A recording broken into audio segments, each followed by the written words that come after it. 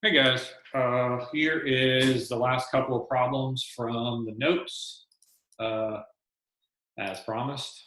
These are going to be a little trickier.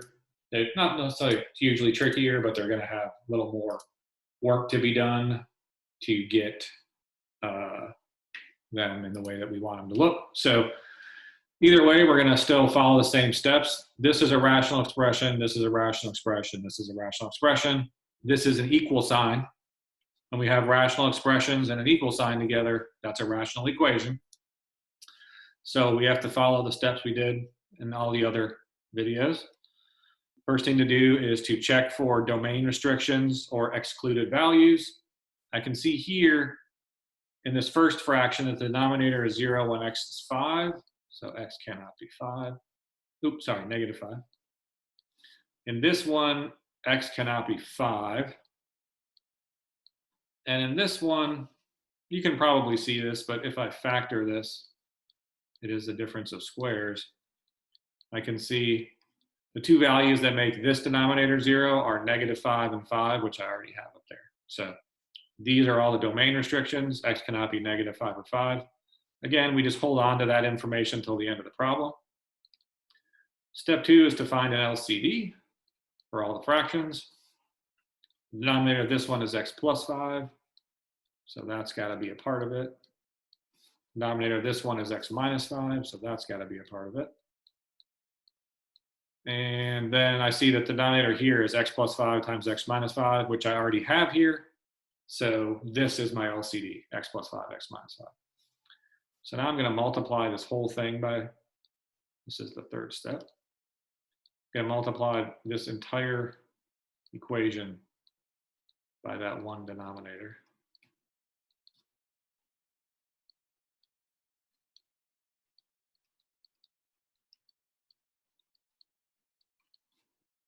And in the other problems, I wrote it twice, but just, I'm going to write it like this. This is how I normally write it.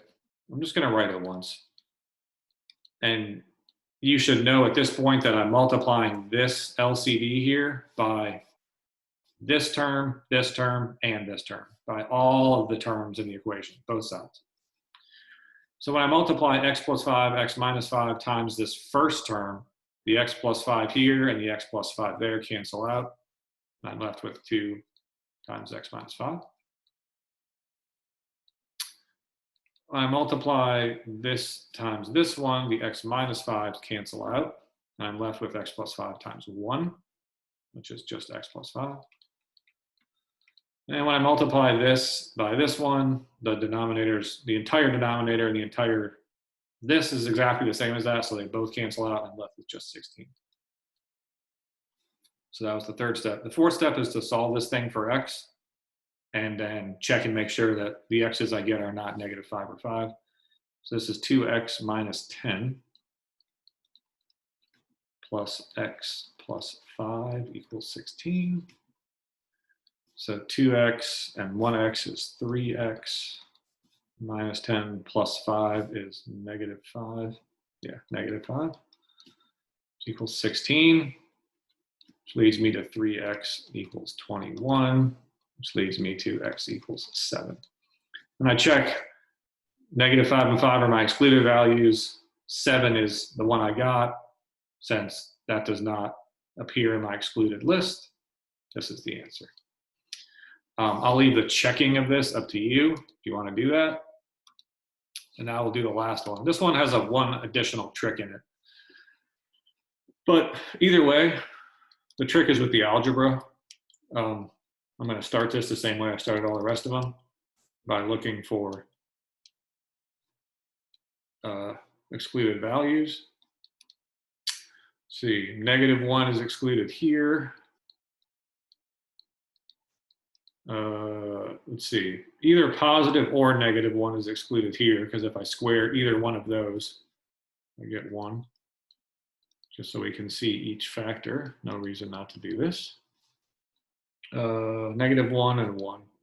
And 1 minus y is equal to 0 when y is 1, so I already got that one. For this one, I want to build my LCD, and I see that this is y plus 1. So that's got to be in my LCD. This term is really built of the two factors y plus 1 and y minus 1. I already have the y plus 1. I need a y minus 1.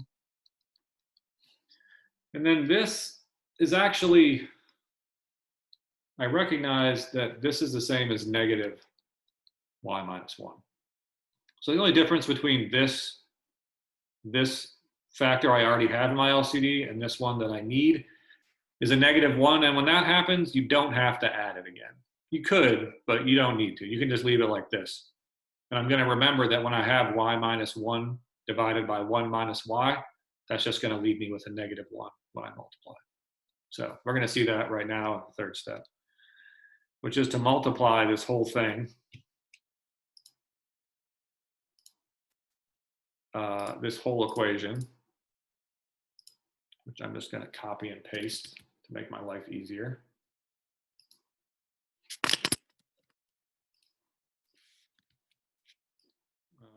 This whole thing, I am going to multiply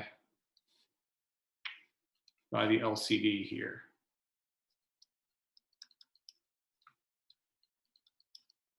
So what that's going to do is this: y plus 1, y minus 1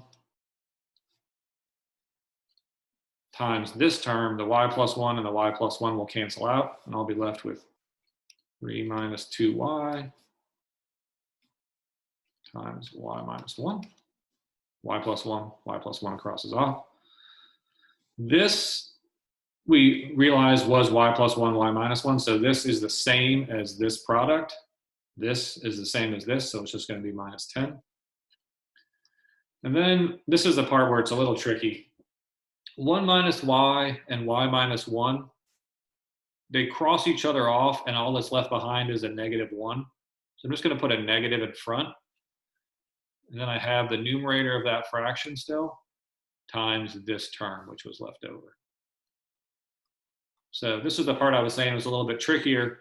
What ended up happening was the 1 minus y and the y minus 1 canceled out, and it left behind a negative 1. And then I have to multiply the two things that are left in the numerator, 2y plus 3 and y plus 1.